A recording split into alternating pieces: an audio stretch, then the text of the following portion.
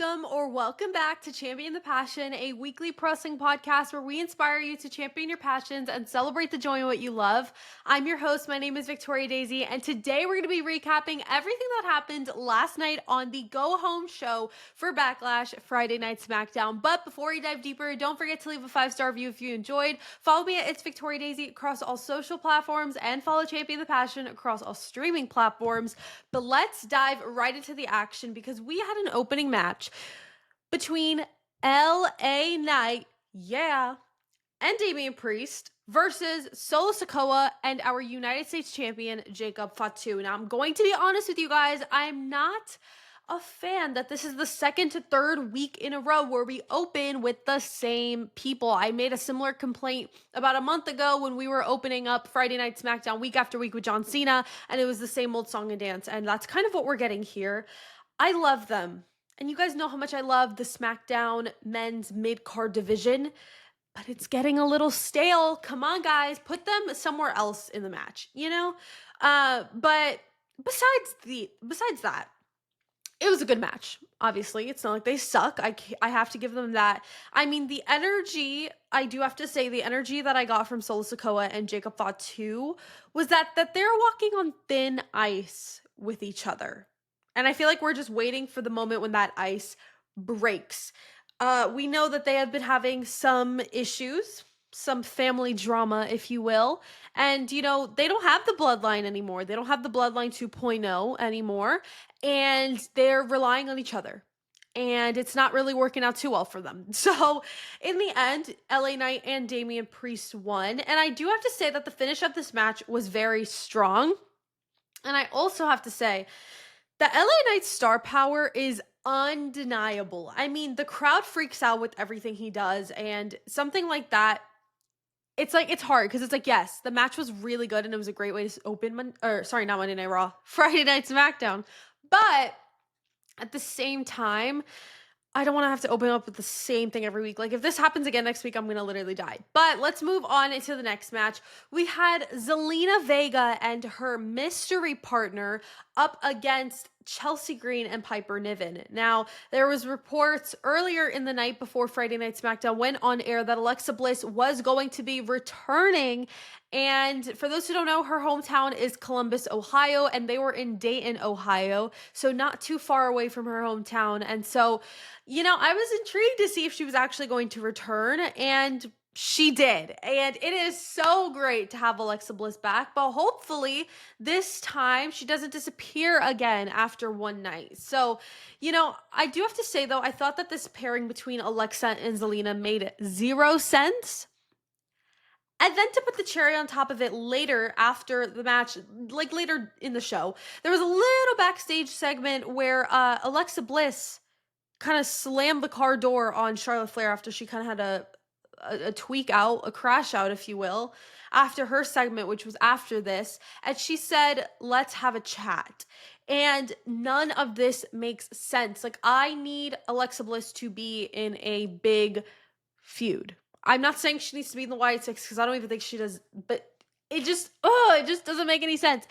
And I think why I'm frustrated is because I am a 2000s kid, which means when I was like 10 years old, I got to experience and live the prime time of 2010s wrestling, especially in the later half of 2010s wrestling. Was I 10 years old? No, I wasn't. I don't even know how old I was in that was such a lie. Wait, 2017, 2018, when she had that really iconic title reign?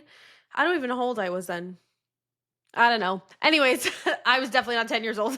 I don't know where I came with that. But anyways, if you guys remember her iconic run in 2018, 2017, around there, that's the Alexa I want to see.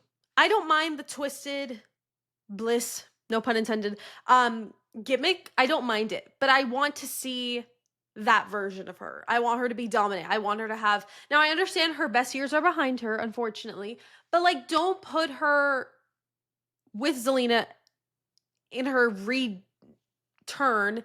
Sorry, why am I glitching? I'm just like so mad right now. Oh my god, I don't get it. What is with the stupid booking? I don't freaking get the stupid booking. I'm literally tripping over my words right now because I am that mad.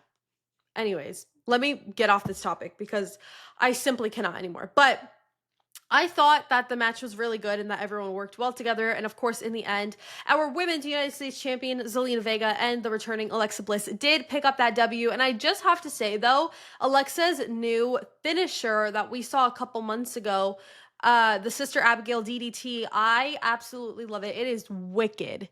It is beautiful. It is so good. It's a beautiful way to pay tribute to Bray Wyatt, but then actually put her own little twist on it with the DDT aspect. And I think it's the perfect finisher for her, and she does it effortlessly.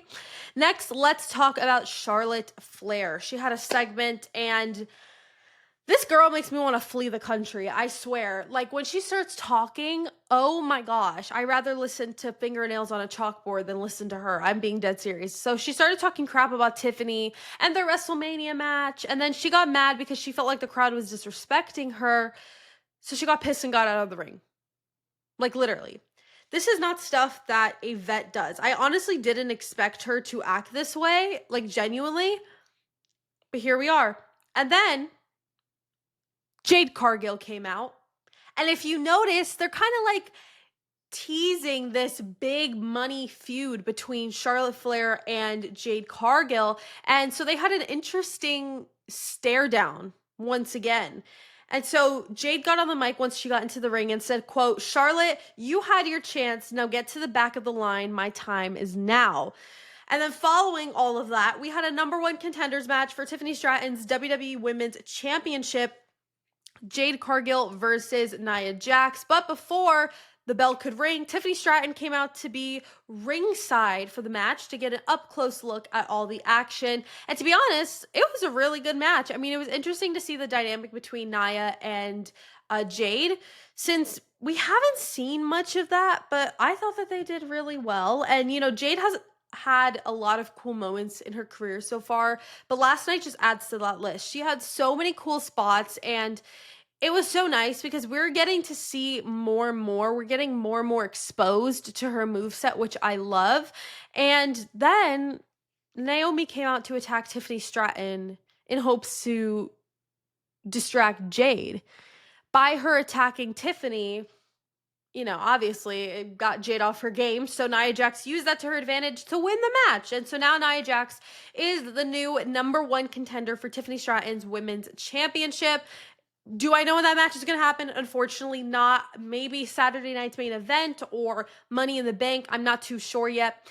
Next, we are going to head into a Street Profits segment. So they basically recapped their tag team TLC match from last week, and they said that they are unstoppable. But of course, the new hot items, Fraxiom, came out and interrupted. And oh my gosh, guys, I was so excited. I mean, you guys know how much I love Fraxiom. I rave about them all the time. If you guys watch my NXT recaps, for years, I've just been like, oh, I love them. I think they are so good in the ring. They had the most dominant NXT tag team title reign over the course of the last year and a half. And so this feud is going to cook. Everybody that they have a match with, it's just going to be amazing. So, you know, they came out to put the Street Profits over for literally 1 second, and then to follow that up by saying that they need to take the opportunity when it comes in front of them. And so now they want the tag titles. And I was like, okay, period, like, let's go. And then Nick Aldis came out to announce that they will have a match right now. So we head into Street Profits versus Fraxiom, not for the titles, but just for them to prove themselves. And I wasn't really sure how this was going to go down, but I mean, I thought it was a great match filled with so much athleticism. It was so quick paced, and getting to see Fraxiom get more reps on the main roster has been amazing. And they've been handling it like absolute pros. And I applaud them so much for that. And, you know, just like they were super dominant NXT tag team champions, I believe that they can do the same on the main roster. And in the end, Fraxiom won the match. My jaw was on the floor. That was such a right move. I mean, this was great because it adds so much credibility to them as a tag team by pinning the champions, and I loved it so much. All right, let's head into the main event match. Not necessarily the last thing on the show, but the main event match. Carmelo Hayes versus Aleister Black. Now, this was a really fun match. Now, the second it got announced, I was so giddy to watch it because I already knew it was going to deliver, and it did with all the high fly madness we saw. There were so many cool spots and sequences that led to a can't mismatch. And as much as this match was fun, I gotta be real for a second. I mean, they really need to figure out what they're doing with Alistair because he has no feud right now. And I need to see him in an active, good storyline. I mean, if the plan is Alistair and Mello or Alistair and Miz, I mean, that's fine, but then I need to see more from it, you know? But it's okay because in the end, Alistair Black won. So, he's getting on the up and up and up again, and I'm happy about it. All right, let's head into our main event segment with our new 17-time undisputed WWE champion, John Cena. That was a mouthful. So he started off by saying, quote, "Tomorrow your childhood dies." He said, what's at stake tomorrow is everything because it's his and Randy's final match. And you only get to choose one more time if you want to root for John Cena or Randy Orton. He continued by saying he will prove once again that only winners write history. After that, he said that Randy is a liar and has never been held accountable for anything he's ever done. He called him a, quote, lazy boy. He said a lot of things that I won't repeat, but in general, a recap, he buried Randy, and I loved that. And then Randy Orton came from behind to attack John Cena, leave his final mark before Backlash. But one thing I do have to say is I loved how they did this spot because they had somebody come out look like Randy to attack John Cena so that when Cena would counter, the real Randy would come in and RKO him, and I thought that was amazing. The closing shot was, of course, Cena being laid out on the ground with Randy holding the title high, and it was pretty bone-chilling. But my overall thoughts, I thought it was a pretty solid show. My match of the night was Street Profits versus Fraxiom. I loved the quick pace of the match and all of the athleticism we saw. And it's also super encouraging to know that they plan to use Fraxiom in a lot for weeks to come. I mean, we saw them in a backstage segment, I believe, with Motor City Machine Guns and DIY. And it was just amazing. But unfortunately, for the second week in a row, I do not have a segment of the night because truly nothing grabbed my attention like it normally does. And I'm just being honest. But overall, I'd rate the show about a 7.5 out of 10. I was expecting a little bit more, but it was still good for what we got. But tonight, if you guys are watching the day after, tonight should be very interesting. Tonight is WWE Backlash live from St. Louis, Missouri, where we have John Cena defending his Undisputed Championship against Randy Orton. We got Lyra versus Becky. Fatal 4-way for the United States Championship. Dom defending against Penta. Am I forgetting anything else? I think I am, but it's not coming to me. Gunther versus Pat McAfee. I think that's everything. But yeah, it's going to be a great show. Don't forget to watch WWE Backlash streaming exclusively on Peacock. The pre-show starts at 5 p.m. Eastern, and I believe that is 2 p.m. Pacific. And then the show starts at 7 p.m. Eastern, 4 p.m. Pacific. I think I cooked with that time conversion. But thank you guys so much for watching and listening to this episode of Champion the Passion. Don't forget to leave a 5-star review if you enjoyed. Follow me at It's Victoria Daisy across all social platforms and follow Champion the Passion across all streaming platforms. Don't forget to champion your passions and celebrate the joy in what you love. And I will see you guys in the next episode. Bye.